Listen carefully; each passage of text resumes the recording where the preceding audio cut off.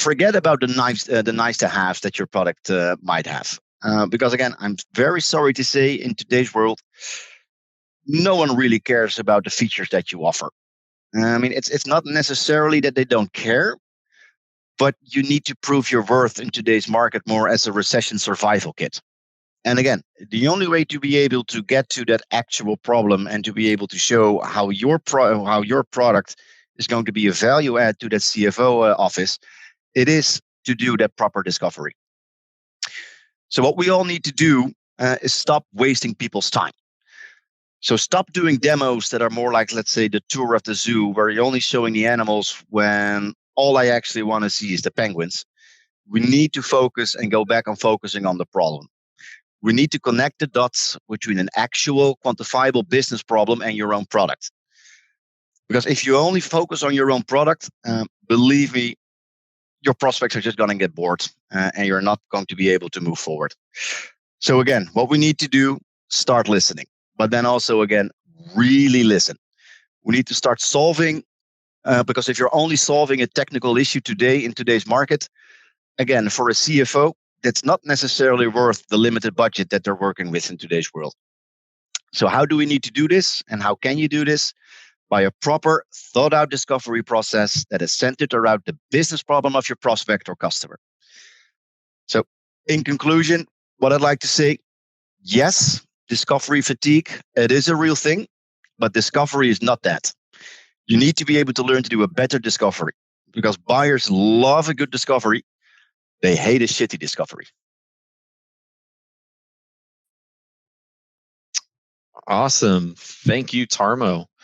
So I'm thinking through a lot of what you were talking about, and it's really interesting to think about new reps coming in, right? I think people who have come from other organizations often want to take the shortcut, and somebody requests that demo and they just want to jump right in because they want to please, they want to be that people pleaser. How do you help, like, especially your new reps, your new folks that are joining the sales organization, really get out of those old bad habits? Yeah, I mean, obviously, it's also all about enablement, and don't throw your reps like too soon to the fire and expect them to do everything perfectly from day one. So you need to be able, obviously, to be able to teach them how the product works, so they are able and understand what the features are. I'm not saying sell the features, but you need to have a good understanding of what your product has to offer. Because when your reps are basically comfortable and confident about their selling, that's when they're also going to be able and comfortable around asking the right questions to be able to quantify someone's business problem. So what does this mean? Hypothetically, let's someone comes to your discovery or your demo and they say, well, I have a problem with my invoicing. That's a technical problem, right? So what a lot of reps do then is, well, I mean, if you have a problem with your invoicing, then let me show you how awesome that we can solve this. I mean, yeah, a lot of people can probably do the same thing. You need to be empathetic and listen and actually understand and ask some more questions around, okay, so if you have some technical problems with your invoicing, what does that actually mean? Like, why are you having those problems? And when those invoices are not working the way it should, what does it mean for your balances? I mean, are you maybe not able to generate enough invoices on time? How much money are you losing? Were you actually trying or purchase another thing to help you grow into the next stage, but because your invoicing aren't working the way it should, you don't have basically the cash flow now actually to do what you need and what you want to do. So then you're coming from a technical problem all the way to a business problem. And again, the only way that you get to that stage is by asking the right questions. And you can only ask the right questions with the right amount of product knowledge. Yeah, for sure. The other thing that I was thinking through, something that we talk about a lot here at Breadcrumbs, is this idea of discovery through demo, right? Where, yeah, you're going to go and set up your first call. You're going to, make sure you do that thorough discovery, and you're going to touch maybe on one highlight of the product. But as you get into like call 2, call 3, and you're continuing to showcase products and features that are relevant to them or can solve their problems, we're still trying to pull out more information through that demo as a continued discovery, right? You're always learning as you're talking to your clients. Every every conversation you have is another opportunity to learn another key piece of information. Yeah.